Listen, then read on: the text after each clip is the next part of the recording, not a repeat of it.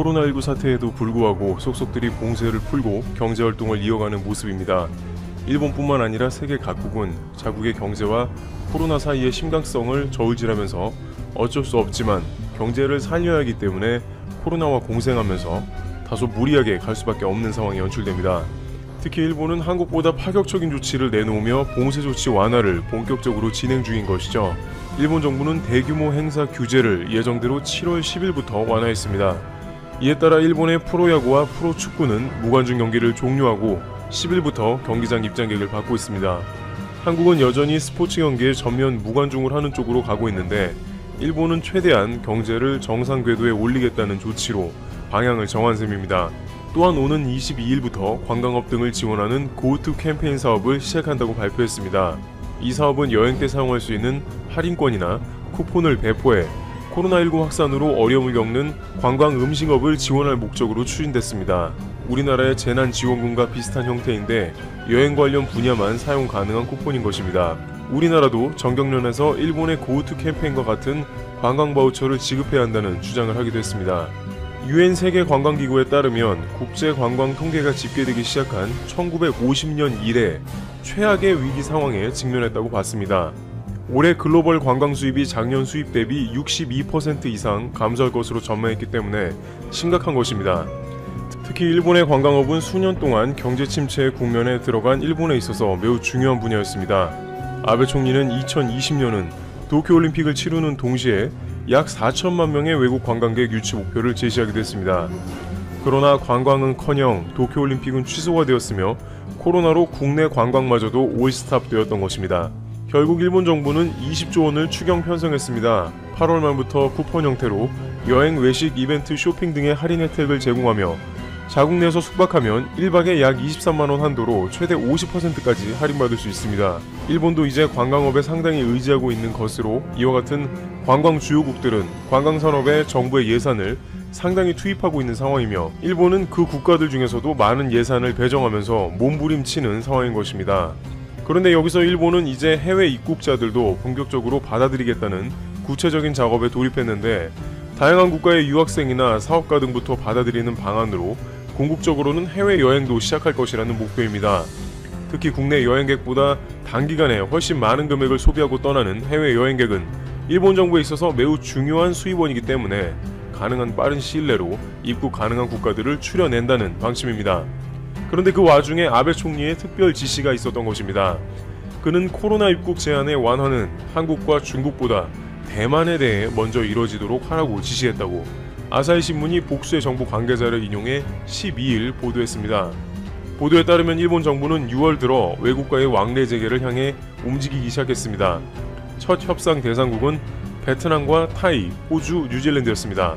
코로나19 감염 상황과 경제계 등의 요구를 고려할 때 2차 협상 대상국은 중국, 한국, 대만이라는 정부 내 컨센서스 합의가 있었다고 아사히는 전했습니다. 그런데 2차 협상을 검토하는 시점에 대만을 선행하도록 이라는 아베 총리의 지시가 있었다고 합니다. 아베 총리의 이런 지시는 국내 보수파가 우호적으로 생각하는 대만을 한국이나 중국에 앞세워 지지층의 반발을 완화하려는 의도로 보인다고 아사히는 분석했습니다. 아베 총리의 지지층인 보수파는 한국과 중국에 대해서는 강경한 자세를 기대합니다. 그러나 세계 2위 경제대국인 중국과 이웃나라인 한국과의 외교관계도 무시할 수는 없었습니다.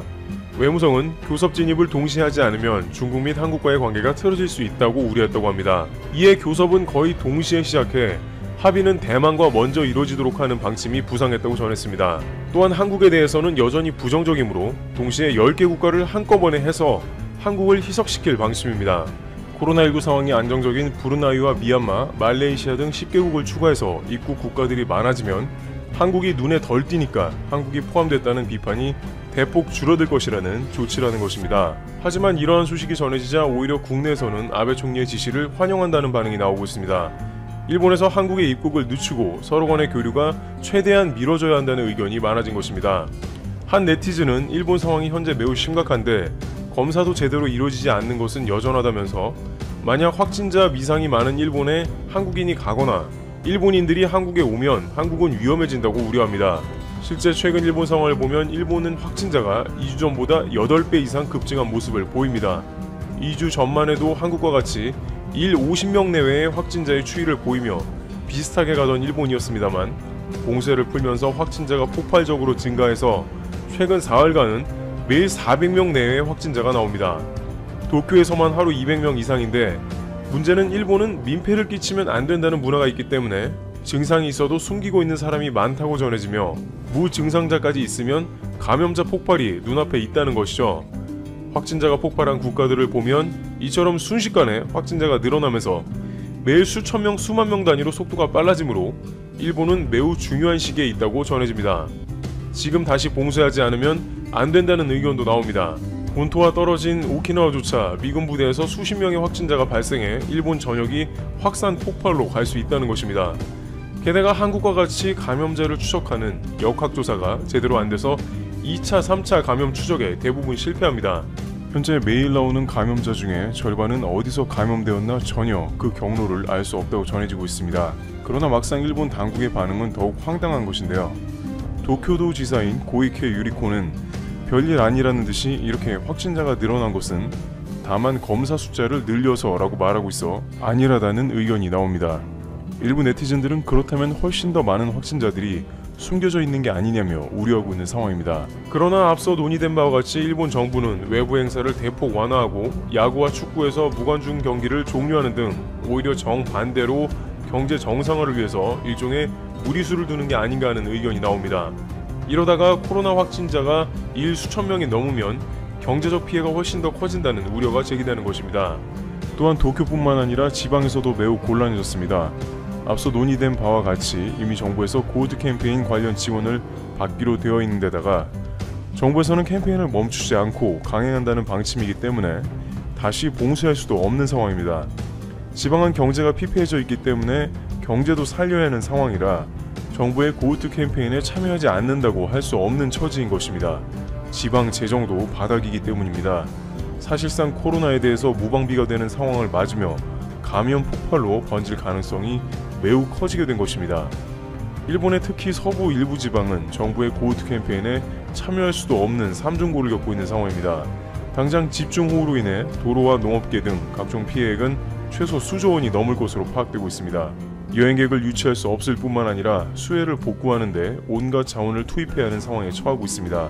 따라서 도쿄를 중심으로 코로나가 집중적으로 확산되며 지방에서는 또 여행객을 대규모로 유치해야 하므로 전국적인 확산이 가시화되는데 이번에는 지난 3월의 확산 일로의 모습같이 방치할 수밖에 없다는 것입니다. 그러나 이미 일본 전문가는 지난 4월에 일본에 알려진 코로나 확진자는 당국이 발표한 수치의 12배 정도라면서 그 이후로 PCR 진단키트로 검사받은 사람들이 적고 양성 판정이 오류일 가능성, 무증상자의 비율 등을 따져 실제로는 훨씬 많은 확진자가 있다고 지적한 바 있습니다. 이러한 불길한 예측이 PCR 검사 등이 늘어나게 되면서 현실화된 게 아니냐는 의견들도 등장하고 있습니다. 원래는 드러나지 않은 감염자가 상당히 많았다는 것이죠. 상황이 이러다 보니 여전히 국내 네티즌들은 일본과의 조기 교류는 시기상조라는 반응이 나오고 있습니다. 네티즌들은 아베 총리가 한국에 연달아 외교 강경책을 내놓으며 좋지 않은 분위기를 연출하고 있지만 오히려 그것이 한국을 보호하게 되는 셈이라며 현재는 코로나가 심각한 일본과 거리를 둬야 한다는 입장입니다. 다행인지는 모르지만 아베 총리는 한국과의 외교적인 갈등을 계속해서 적극적으로 사용하고 있는 모습입니다. 자신의 지지율은 바닥으로 치닫고 있는데 코로나로 주변 국가의 이슈도 영향을 덜 끼치게 된 상황이다 보니 기회가 있을 때마다 강경책을 들고 나오고 있으며 코로나 이후 한국의 입국을 완전 차단했습니다. 특히 당규 개정이라는 꼼수를 통해서 최악의 지지율을 딛고 사연임을 하려고 몸부림치고 있기 때문에 현재 상황에서 한국과 화해 모드로 돌입한다든지 하는 국면은 거의 나오기가 어려운 상황으로 판단됩니다. 오히려 아베 내각은 역사 왜곡 문제를 비롯해서 한국과의 WTO 수출 규제 소송 등 점점 더 갈등을 키우고 있습니다. 따라서 아베 내각의 강경책으로 인해 코로나 이후 양국은 훨씬 더 멀어진 모습이 나오게 된 것입니다.